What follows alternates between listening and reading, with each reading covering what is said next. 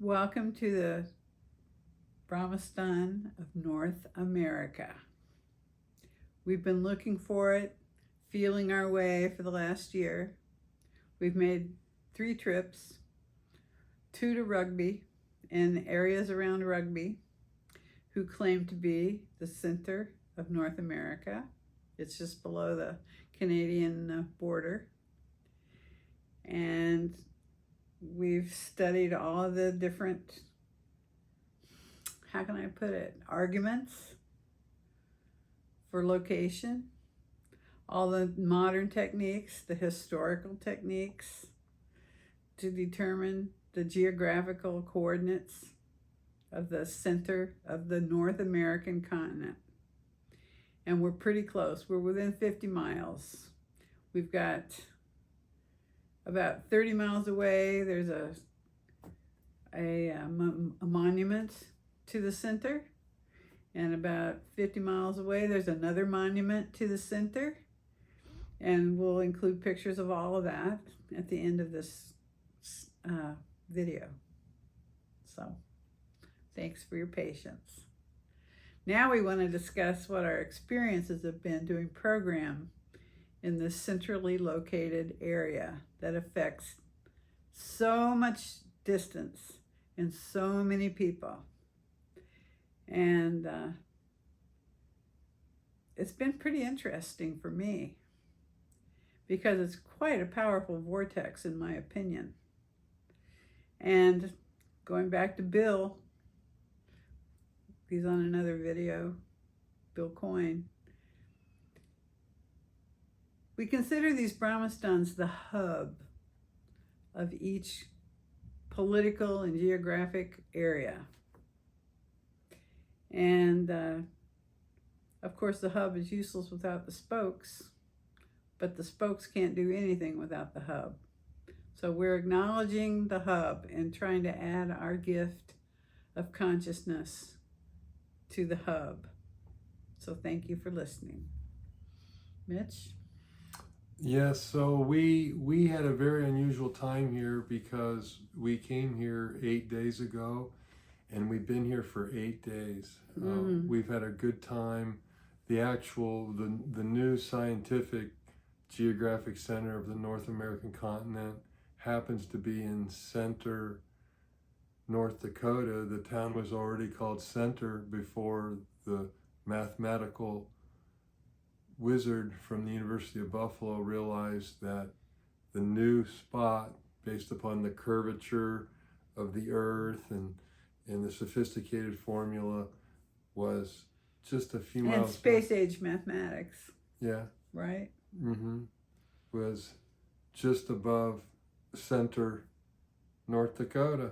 Oh. And Center, North Dakota is the county seat of its county. So it's in its exact center of the county. So imagine their joy when someone says, oh, we just calculated that the real center, or the closer center, you could say, or one of the very close centers of the North American continent, based upon the curvature of everything, is your town, already called Center. So we've been here 8 days. We were really looking forward to it. We have several more things to do, several other things to do coming up.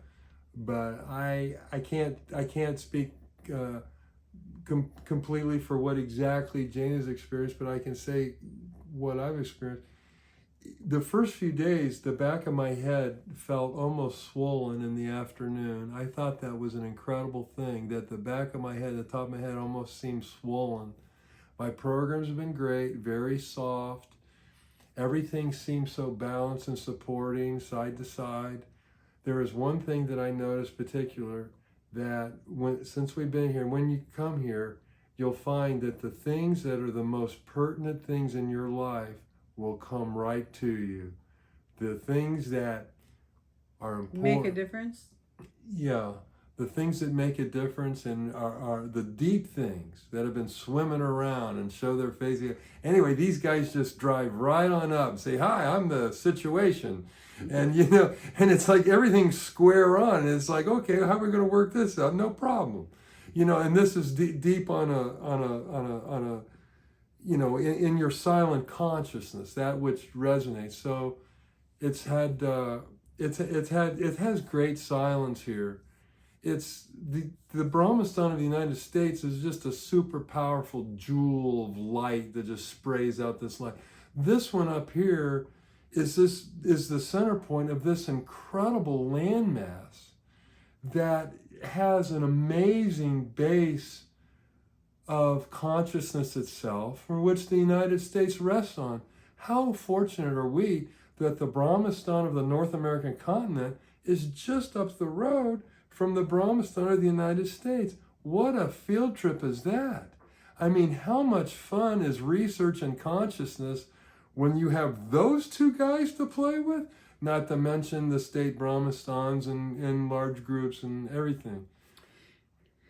And they're also north and south lined up too. Same with the Brahmastan of South Dakota and Nebraska. So we went straight from the Brahmastan of America in Smith County, Kansas, to the Brahmastan of Nebraska, Broken Bow, near Broken Bow.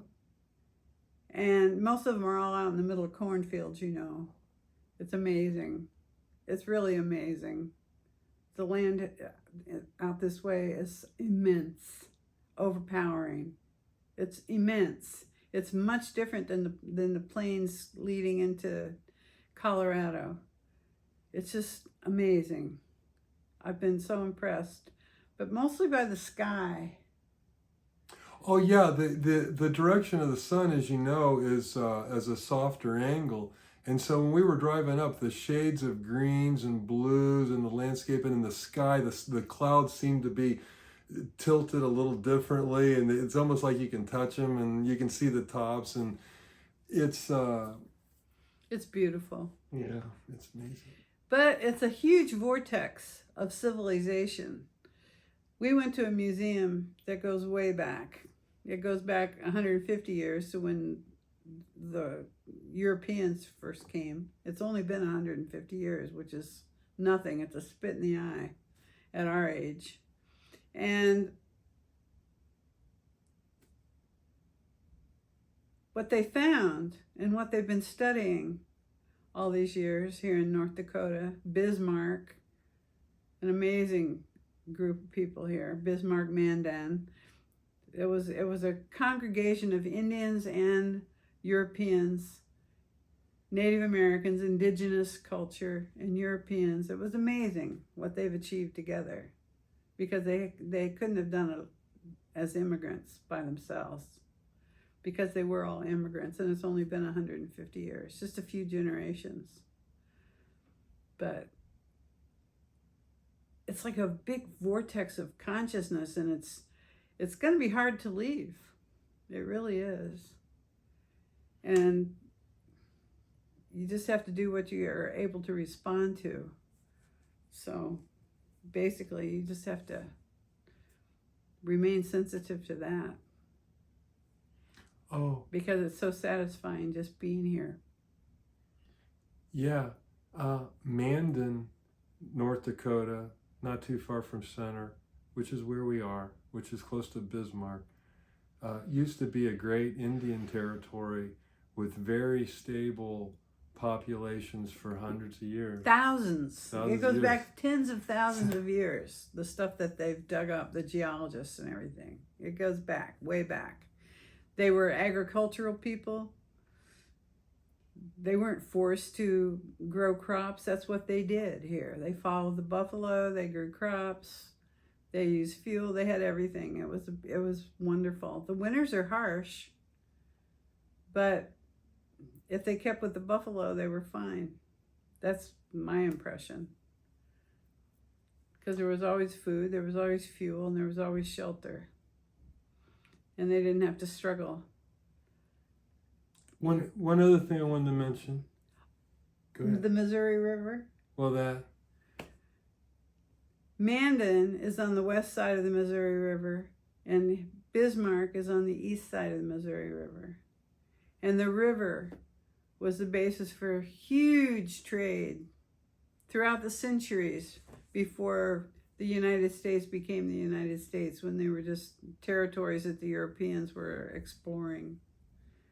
And The river is amazing. Just north of the beginning of the Sand Hills. So, anyway. One thing I wanted to mention was recently in a nationwide survey, Bismarck, North Dakota, which is just out the window, was recognized as the second happiest city in the United States. The second happiest. What study was that? It was several years ago, about 3 or 4 years ago. Was it in a magazine? Well, I Googled it, and who decided? How did they measure? It was pretty good because they went and asked the mayor. Our survey is saying that your city's like really high happiness here, and it's the only cold weather place. What's your secret? What's your secret? I mean, it's the only cold weather place that what? That was voted high. Because most people want to escape the cold. It was the southern places that were ranked real high. But this one was an anomaly. It came in number 2, and it's a cold weather place. He asked the mayor, the reporter, what is your secret? And he said, everyone has a sense of belonging. Everyone has a sense of belonging. And he said, but the weather. And he said, we love our weather. That's good. There must be a lot of pitted people. So, guess what? Fargo, North Dakota was ranked number 6 in happiness. So, I don't know if it's the Brahmasthan itself, which carries this balancing tonic of immortality, and just being here and being somewhat saintly will drive you to heights of cooperation and fulfillment. I don't know, but it sure seems curious, doesn't it? That the bliss is thick and the people are nice and they're voted high in contentment. Kind of rare to have that happen. So anyway, we're happy to help contribute to that. And we'd like to see more siddhas here and visiting. Just getting people to come here for a weekend, long weekend, 2 or 3 times a year.